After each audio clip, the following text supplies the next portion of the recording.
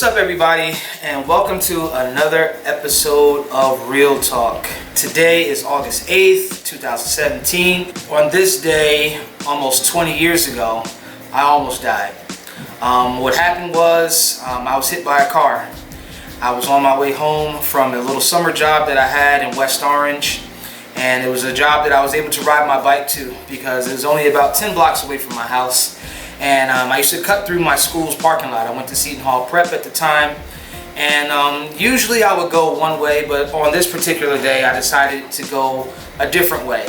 And going that different way changed my life forever. All I remember myself is just going down the hill and then kind of sort of waking up in the hospital.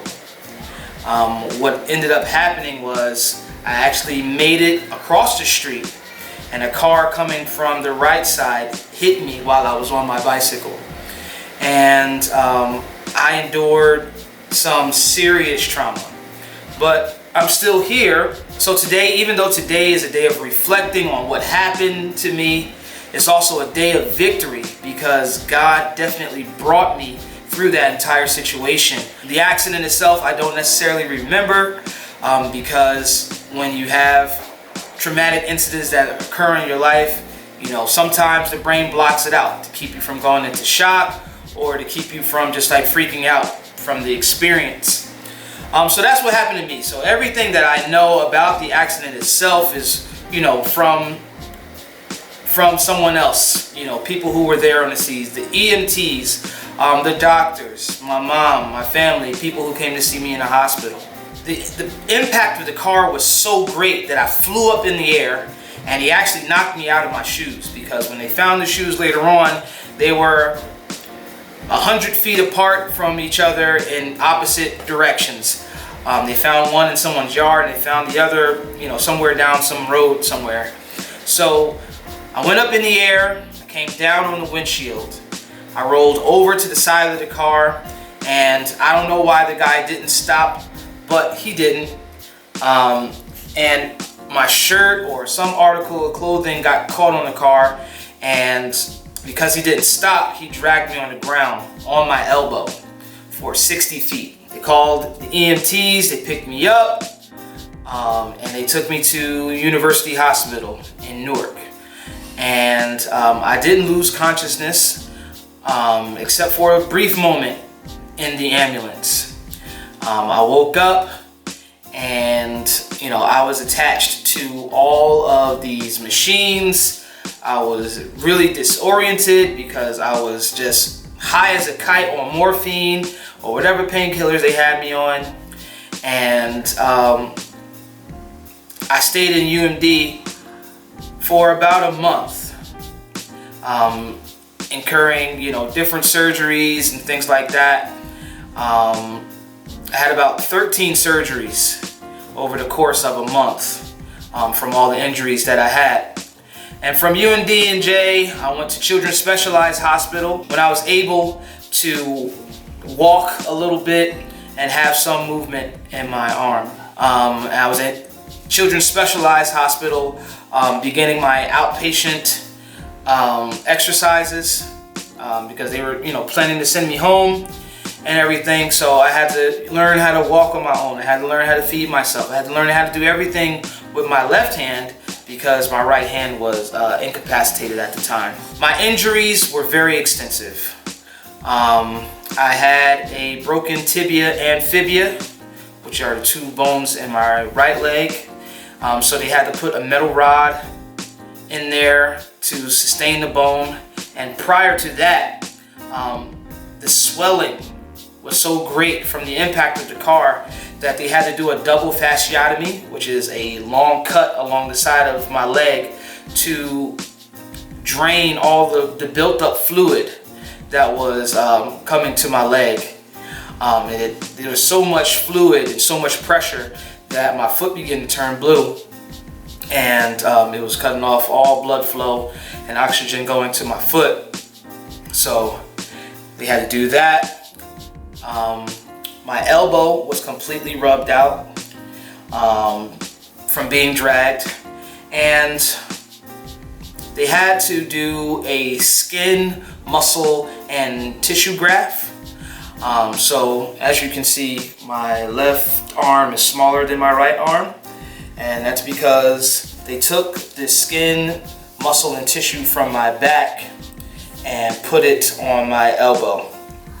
And there's still some nerves in my elbow, or in this tissue, that when I touch it like that, I can feel it in my back. So it's really weird. So they did that. I had a broken nose, lost a couple teeth.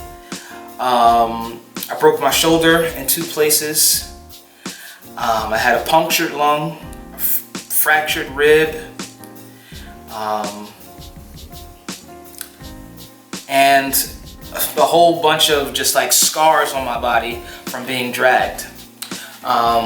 Even months later, I would find like pieces of glass in my neck, or coming out of my arm, because they had to work themselves out.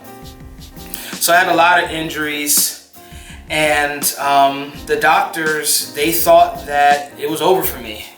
They thought that I would never walk again. They thought that I would never gain full function of my right arm again, that I will always be in pain, or I will always be hindered by my injuries.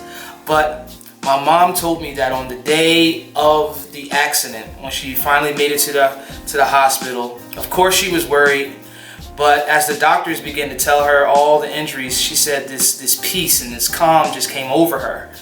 And the doctors had to really make sure that she was with it, like she wasn't in shock, or that she was, going crazy, because she was just had this calm demeanor. But my mother always had faith in God. It never wavered. At no point during the whole situation did it ever waver. And she just believed that God was going to heal me. She said that, no, I understand that you have to do your job, and I understand how you see it, but I serve a God who is great and who is able to do anything that we need him to do. My mom and my godfather, everyone who came to see me, they were a big part. But I just remember my mother being there every day.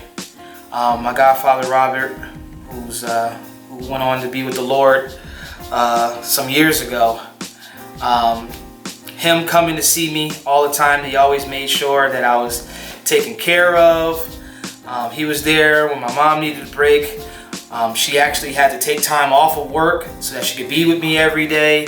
She stayed the night with me, helped me with everything. She took all the pictures that you guys see. She wrote down everything, every pill that I took, every nurse that I saw, every doctor that I saw. My mother kept a log of it, because she didn't want anything. She wanted to just be as informed as she could possibly be. And I remember after I had this external fixator on my arm, which is the big metal thing that you see, I wasn't able to put on a regular shirt because it was just so big.